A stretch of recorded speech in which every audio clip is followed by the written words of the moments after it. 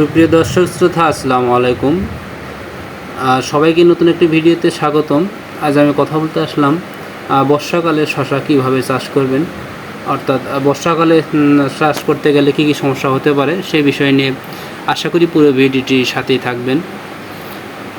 মূলত শশা সারা বছরই চাষ কম বেশি হয়ে থাকে, তবে বর্ষা মৌসুমে শশা চাষ করা একটা চ্যালেঞ্জিং বিষয়, কেননা এই সময় ঘন ঘন বৃষ্টি হওয়ার ফলে কিন্তু গাছ নষ্ট হয়ে যেতে পারে, গাছের গোড়া পচে যেতে পারে, বিভিন্ন সমস্যার সম্মুখীন হতে পারেন। সেক্ষেত্রে কীভাবে কী করবেন। তো প্রিয় বন্ধুরা, অবশ্যই জানেন বর্ষাকালে চাষাবাস করতে গেলে অবশ্যই উঁচু জমি হতে হবে এবং বেলে দোআঁশ মাটি হতে হবে, এবং জমিটাতে প্রথমেই ভালোভাবে চাষাবাদ দিয়ে সেখানে জৈব সার এবং আদর কীটনাশক দিয়ে প্রথমে জমি ভালোভাবে তৈরি করে নিতে হবে। এবং এই সময় কোন জাতের শশা চাষ করবেন, অবশ্যই জানেন উন্নত মানের হাইব্রিড জাতের শশা চাষাবাদের জন্য একটি উপযুক্ত। আপনারা চাইলে অবশ্যই হাইব্রিড উন্নত জাতের বর্ষাকালীন যে শশা জাতগুলো রয়েছে, যে কোনো দোকান গেলেই কিন্তু ভালো জাতের বীজ পাবেন, সেখান থেকে সংগ্রহ করে নিয়ে আসতে হবে। তো বর্ষাকালে জমি কীভাবে নির্বাচন করবেন, তো বেড আকারে যদি জমি দেন সেক্ষেত্রে বর্ষাকালের জন্য খুবই ভালো, কেননা প্রথমেই জমি ভালোভাবে নির্বাচন করার পরে পানি নিষ্কাশনের ব্যবস্থা থাকা একান্ত প্রয়োজন। কেননা ঘন ঘন বৃষ্টি হলে জমিতে যদি পানি বেঁধে যায় সেক্ষেত্রে কিন্তু গাছ মারা যাবে। সেই জন্য অবশ্যই এই জমিটি দেখতে পাচ্ছেন, এই জমিটি কিন্তু উঁচু জমি এবং বেড আকারে পুরো জমি কিন্তু শশা লাগানো হয়েছে।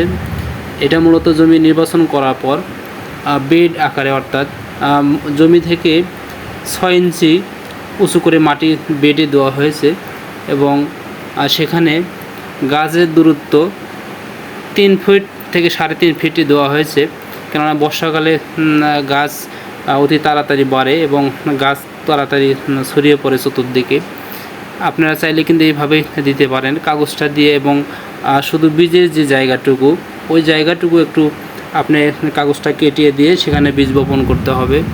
দেখতেই পাচ্ছেন যে বর্ষাকালীন শশা চাষ করার একটি অন্যতম একটি মাধ্যম হচ্ছে এটা। অনেক সুন্দর হয়েছে দেখতে পাচ্ছেন। বেড আকারে এটা কিন্তু অনেক ভালো। বেড থেকে বেডের দূরত্ব হবে 3.5 ফিট এবং গাছ থেকে গাছের দূরত্ব হবে 2 ফিট অথবা 1.5 ফিট দিলেও সমস্যা নেই, তবে বর্ষাকালে একটু পাতলা দেওয়াটাই সবচেয়ে ভালো। এটা কিন্তু অনেক সুন্দর হয়েছে দেখুন। এবং বর্ষাকালে আপনার বৃষ্টি ঘন ঘন হবে, কিন্তু কীটনাশক খুব একটা বেশি দেওয়ার প্রয়োজন নেই। জমি তৈরির প্রথমেতেই জৈব সার ও আদার যে বালাইনাশক সার রয়েছে এগুলো কিন্তু আপনাকে দিতে হবে। চারা বের হওয়ার পরপরই কিন্তু প্রত্যেকটি চারাতেই সুন্দর করে ব্যাকটেরিয়া নাশক অর্থাৎ ছত্রাকনাশক ওষুধগুলি স্প্রে করতে হবে। আর কোনোভাবেই যেন আপনার জমিতে পানি বেঁধে না থাকে সেই জন্য কিন্তু খেয়াল রাখতে হবে। তো সেক্ষেত্রে আপনারা এইভাবে করতে পারেন, বেড আকারে করে, এবং পলিথিন পুরো বেডের উপর দিয়ে ছড়িয়ে দিতে পারেন। এবং দেখতেই পাচ্ছেন যে মাছিটা হয়েছে, এটা পুরোটাই কিন্তু একটি জাল দিয়ে, এবং এটা কিন্তু অনেকটাই খরচা কম হবে যদি আপনারা এইভাবে বেড দিয়ে এবং 2টি বেডের উপরে জাল দিয়ে সেখানে আপনারা মাছি বানাইতে পারেন। অনেক সুন্দর হয়েছে দেখতে পাচ্ছেন।